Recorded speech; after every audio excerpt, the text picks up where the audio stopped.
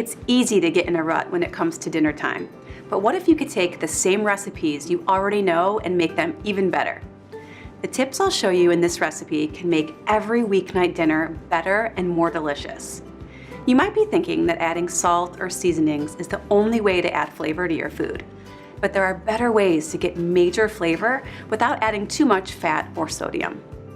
That's what our toasted orzo skillet with shrimp recipe is all about. I make this recipe for my family all the time, and the simple skills like searing shrimp, sweating aromatics, and toasting orzo add deep and delicious flavor to this great everyday meal. I'll get started by seasoning the shrimp with a little lemon pepper rub and heating some oil in the pan till it's hot. It's important to get the pan nice and hot so the shrimp sear. Searing is a really fundamental cooking skill where you cook food, usually meat, poultry, or seafood, at a high temperature until it develops a crust. It's the quickest and easiest way to cook shrimp, and it gives them really great flavor. Once the pan is hot, I'll add the shrimp and cook them for about 2 to 3 minutes per side. When they're done cooking, they'll have a browned exterior and a tender interior, and they'll look opaque with a pearly pink color. Next, we're going to melt some butter in the same pan so it gets all the delicious flavor the shrimp left behind. Then I'll add some onion, some garlic, and a little bit of salt and let them sweat for about 1 to 2 minutes.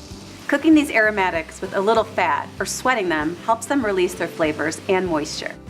Now that the onions are soft, I'll add the orzo and stir while toasting for about 2 to 3 minutes. Toasting orzo is an easy way to boost the flavor.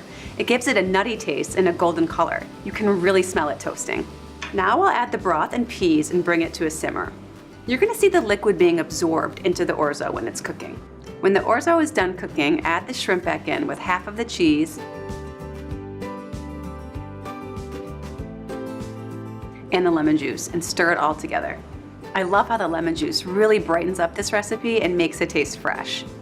Then finish with the remaining cheese and fresh parsley.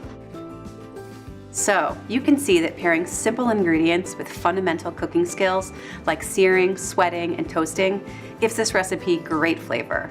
It's the perfect, easy recipe to share with your family and friends.